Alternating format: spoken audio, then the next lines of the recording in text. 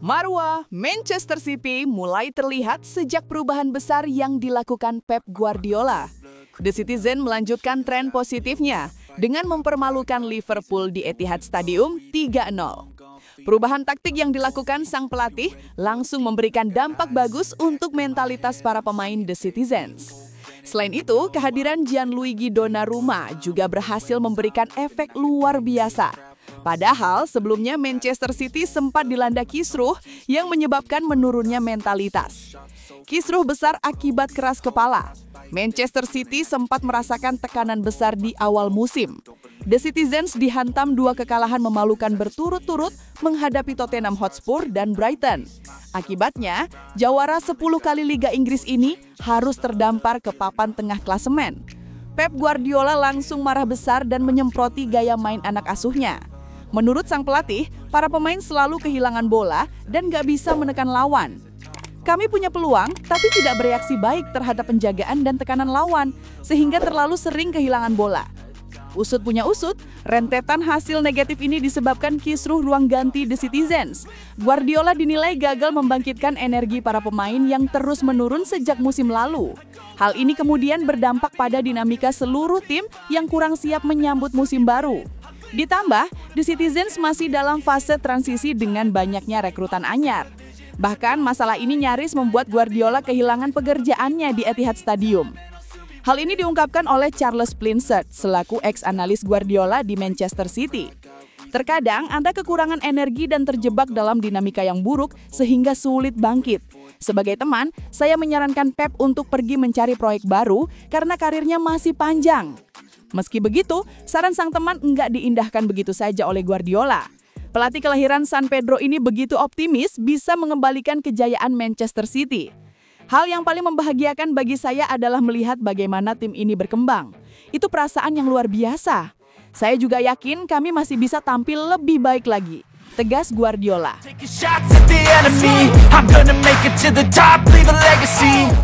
Mentalitas anti kalah yang mulai terbangun. Sejak dibayangi isu pendepakan, Pep Guardiola justru mampu mengangkat performa Manchester City. The Citizens yang terombang-ambing berhasil dibawa kembali ke jalur kemenangan. Foden dan kawan-kawan tampil meyakinkan hingga mampu melibas Liverpool. Padahal, skuad The Reds tengah dalam kepercayaan diri tinggi karena meraih 2 kemenangan beruntun. Salah satu kemenangan bahkan diraih saat mengandaskan sang raja, Real Madrid.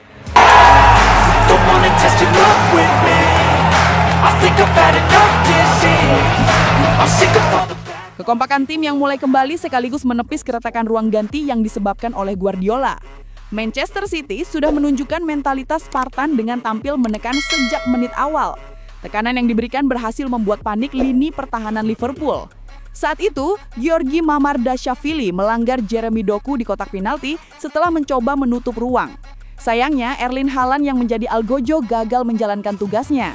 Meski begitu, para pemain The Citizens enggak down dan menunjukkan mental anti menyerah. Hasilnya, Haaland berhasil menebus kesalahannya dengan mencetak gol di menit ke-29. Sayangnya, keunggulan tersebut nyaris buyar setelah Liverpool mencetak gol lewat sundulan Virgil van Dijk. Beruntung gol tersebut dianulir karena Andrew Robertson berada di posisi offside. Meski mendapat serangan bertubi-tubi, mentalitas para pemain Manchester City sudah terbukti tangguh. Mereka enggak buru-buru melancarkan serangan dan kembali memainkan umpan kaki ke kaki. Hasilnya, di masa injury time babak kedua, Nico Gonzalez berhasil menggandakan keunggulan. Memasuki babak kedua, Manchester City berhasil mencetak gol ketiga melalui Jeremy Doku. Hasil ini menjadikan Manchester City tampil enggak terkalahkan di 4 pertandingan berturut-turut di semua kompetisi. Enggak heran, laga ini begitu spesial untuk Pep Guardiola. Pelatih asal Spanyol ini telah memainkan laga ke-1000-nya sebagai pelatih. Dari 1000 pertandingan yang dilakoni, Guardiola mampu mencatatkan 716 kemenangan dan 128 kekalahan saja.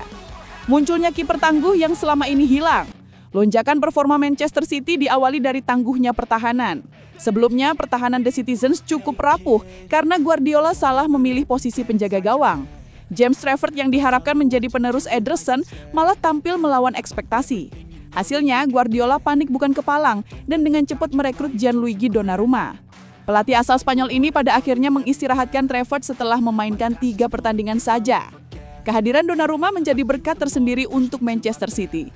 Kiper asal Italia ini langsung tampil heroik di laga debutnya setelah meraih clean sheet melawan Manchester United. Publik Etihad sampai-sampai menjulukinya sebagai penerus Joe Hart. Mereka menilai Donnarumma sebagai kiper yang punya kaki mirip Spider-Man. Mendengar disamakan dengan dirinya, Joe Hart mengaku nggak masalah dan malah bangga. Legenda Manchester City ini menilai kualitas Donnarumma sudah sangat cocok dengan sistem permainan Guardiola. Joe Hart menilai sang kiper punya kelebihan di bagian kakinya. Dia piawai dalam menggunakan kakinya. Dia lebih daripada sekedar piawai. Saya telah menyaksikannya bermain di bawah tekanan. Saya telah menyaksikannya bermain untuk Italia sejak usia 16 tahun. Puji Joe Hart. Di pertandingan menghadapi Liverpool, Donnarumma memang tampil cukup menjanjikan. Vote MM sampai-sampai memberikan rating 7,5 berkat performa menterengnya di atas lapangan.